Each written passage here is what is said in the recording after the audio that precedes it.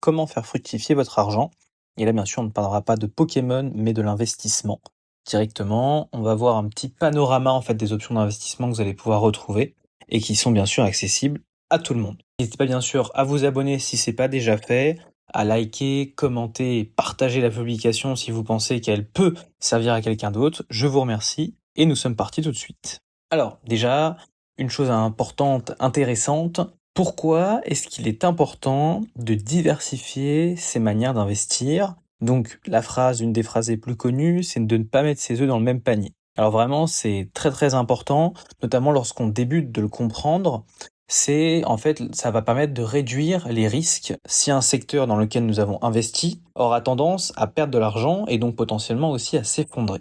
Mais on peut aussi, grâce à la diversification des actifs et des manières d'investir, optimiser les rendements qui sont donc liés à ces différents actifs. On va pouvoir profiter des performances de différents marchés et, si bien sûr l'économie le permet et que tous ces marchés sont en positif, on va accroître notre rendement et l'optimiser de manière très importante.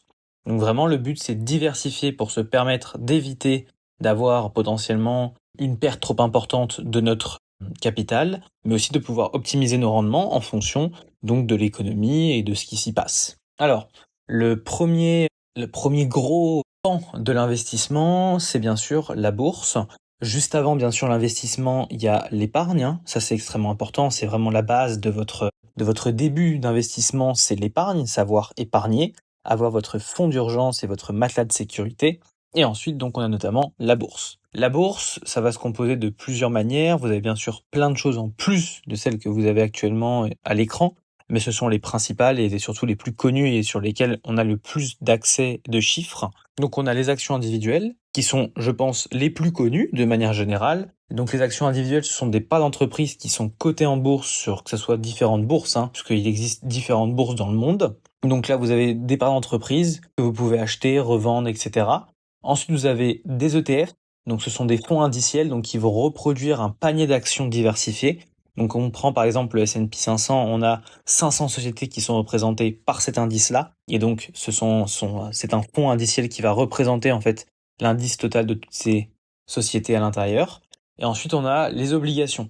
Donc ce sont les prêts aux entreprises et aux États. Les obligations sont utilisées dans certains cas pour pouvoir permettre d'éviter de perdre de l'argent en fonction de ce qui se passe sur les marchés de manière globale. Ensuite, les actions individuelles sont utilisées surtout pour s'exposer à des actions, vraiment des parts d'entreprise très spécifiques, et les ETF pour pouvoir diversifier vos investissements et avoir en fait directement plusieurs sociétés représentées dans un même fonds. Ensuite, nous avons donc les avantages et les inconvénients de la bourse. Donc les avantages de la bourse sont les suivants. Déjà, on a une liquidité qui est très élevée, donc ça c'est très important. On a un rendement potentiel qui est très attractif et on a un historique de croissance qui est sur le long terme. Donc liquidité élevée, on a aussi donc des entreprises, principalement quand même les performances sont drivées notamment par les secteurs technologiques. Et ça, on le voit sur beaucoup d'ETF en général. Ce qui va l'idée, ce qui compose votre ETF, c'est principalement aussi la technologie pour aller chercher de la performance. On a un rendement potentiel qui est très attractif parce que on a des visibilités sur des dizaines et des dizaines d'années, quasiment centaines d'années maintenant, sur certains ETF et même actions, etc., qui ont performé sur le passé. Et ensuite, on a un historique de croissance qui est plutôt long-termiste parce que sur le long terme, il n'y a jamais eu de perte spécifique.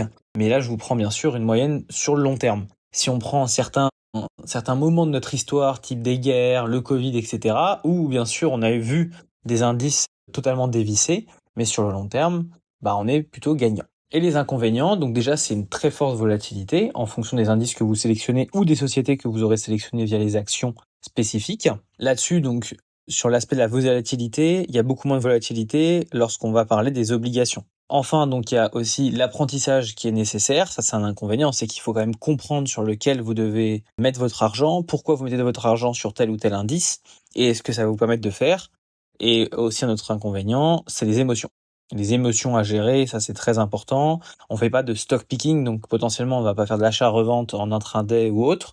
Le but c'est nous, on va gérer plutôt du long terme, mais il faut quand même gérer ses émotions petit à petit. Et aussi, moi, un autre que je mettrais comme ça qui vient de m'arriver en tête à ce moment-là, c'est qu'on est sur des enveloppes sur lesquelles on va être taxé, sur lesquelles on va avoir directement devoir, sur les bénéfices, rendre une partie à l'État notamment, et ça c'est très important. Et je vous ai mis en dessous, donc 100 € par mois dans un ETF mondial à 5%, ça fait environ 24 000 € sur 10 ans. Voilà, ça c'est en prenant les performances passées. Il faut, bien sûr, les performances passées, comme vous le savez, ne peuvent pas nous mettre en tête que les performances futures seront les mêmes, mais c'est important quand même de les prendre en considération. Ensuite, autre classe d'actifs très intéressante, très utilisée en France, puisque on aime la pierre, on aime avoir quelque chose de tangible, l'immobilier. Donc déjà, on a donc l'achat locatif, donc devenir propriétaire d'un bien immobilier pour en fait percevoir ensuite des loyers. Ça c'est très utilisé et il y en a de plus en plus et ça a été extrêmement mis en avant. Ensuite, on a les SCPI. Donc en fait, ça permet d'investir collectivement dans l'immobilier et d'avoir des rentes en fait qui tombent en fonction en fonction des SCPI que vous avez choisis. Certaines ont plutôt des biens locatifs sur tout ce qui est B2C, d'autres plutôt du B2B, etc., etc. Et on a aussi bien sûr l'achat-revente qui est assez classique, qui est un peu moins utilisé en ce moment, plutôt l'achat locatif qui est très pris en compte. Mais l'achat-revente est toujours très important et permet de faire des flips directement. Donc on valorise et on revend avec une plus-value directement des biens mobiliers. Ensuite, on a les objets de collection. Donc là, qui font partie plutôt des investissements alternatifs.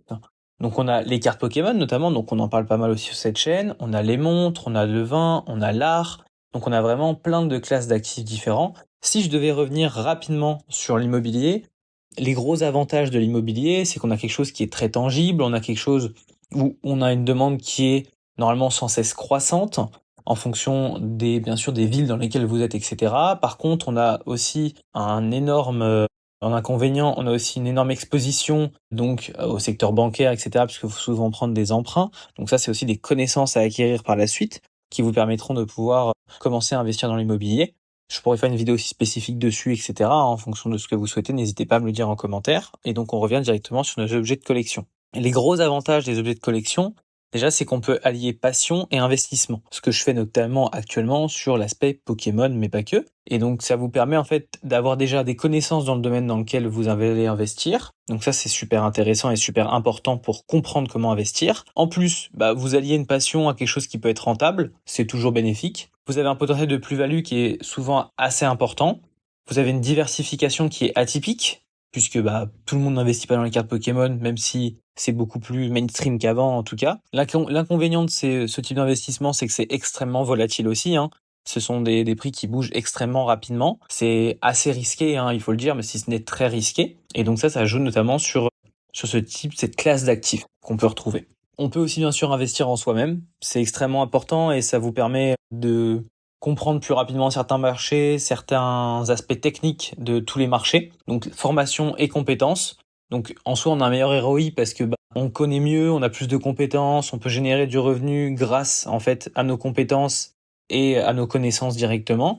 On peut lancer directement un business via ses compétences et donc on investit ici en soi-même. On crée de la valeur et en fait on va générer des revenus grâce à la création de valeur, que ça soit donc par exemple en faisant des vidéos, ça peut en faire partie, en partageant sa passion.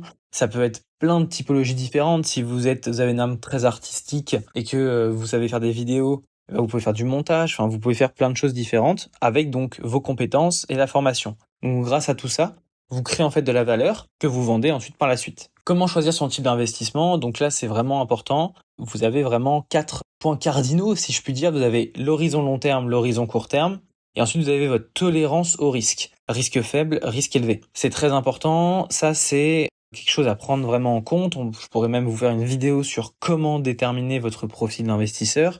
Je l'ai fait très rapidement, notamment au niveau Pokémon, mais je pourrais le faire aussi au niveau pour la bourse et pour les autres classes d'actifs qui existent. Donc plus vous avez une horizon long terme, plus vous pouvez vous mettre sur des classes d'actifs, donc des fonds indiciels, des actions stables, etc. Plus par contre vous êtes sur des choses et des horizons plutôt court terme, et là il va falloir aller chercher plutôt des classes d'actifs qui ont donc donc ce type d'obligations, des liquidités, une épargne qui est directe. Donc ça vous permet vraiment de déterminer ce que vous allez choisir comme typologie d'investissement pour vous. Si vous avez des classes donc d'actifs plutôt, vous avez une tolérance au risque qui est faible, vous pourrez aller chercher plutôt tout ce qui est donc de l'immobilier, un petit peu d'actions. Par contre, une tolérance au risque élevé, vous avez des investissements alternatifs dont on a parlé juste avant. Donc vraiment, il faut voir en fonction de ce que vous arrivez à supporter comme perte latente et ce que vous dites aussi comme estimation du temps. Est-ce que vous avez une horizon long terme ou plutôt court terme? La stratégie équilibrée, c'est toujours très important et je mettrai en place aussi sur une prochaine vidéo la fameuse pyramide de l'investissement avec votre fonds directement, votre matelas de sécurité, excusez-moi. Ensuite, vous avez directement donc tout ce qui est ETF, tout ce qui est immobilier, et ensuite vous avez bien sûr tout ce qui est plutôt alternatif. Donc là, vous avez la partie bourse, donc pour la croissance et la liquidité en tant que telle. Vous avez en tout premier lieu, moi je pense qu'il faut prendre c'est soi-même. Il faut pouvoir investir sur soi-même déjà dans un premier temps. Et là, c'est un potentiel qui est illimité, puisque vous comprenez de plus en plus de choses, vous allez de plus en plus vite dans votre réflexion, etc. Ensuite, vous avez la bourse. Ensuite, vous avez de l'immobilier aussi. Donc la stabilité et les revenus, c'est très important d'avoir un toit, je pense que vous le savez aussi. Et enfin, la collection. Donc c'est passion et diversification et aussi exposition à plusieurs types de classes d'actifs. Pour moi, donc, il n'existe vraiment pas un bon investissement, mais un investissement mix qui correspond à votre profil à vous. Donc potentiellement, je pourrais créer votre premier portefeuille d'investissement sur les prochaines vidéos si vous le souhaitez, ou vous déterminez avec vous quel serait votre profil d'investisseur, un petit questionnaire même assez long pour pouvoir déterminer quel est votre profil et votre gestion du risque. Vraiment, chacun a son propre définition, ses propres objectifs. Et donc, comme on a tous des appétences différentes dans certains domaines, c'est comme ça qu'on calcule directement comment, en fait, on va pouvoir investir et de quelle manière on va répartir cet investissement. Je vous remercie d'avoir regardé cette vidéo. N'hésitez pas donc à vous abonner, liker, commenter et je vous dis à très vite.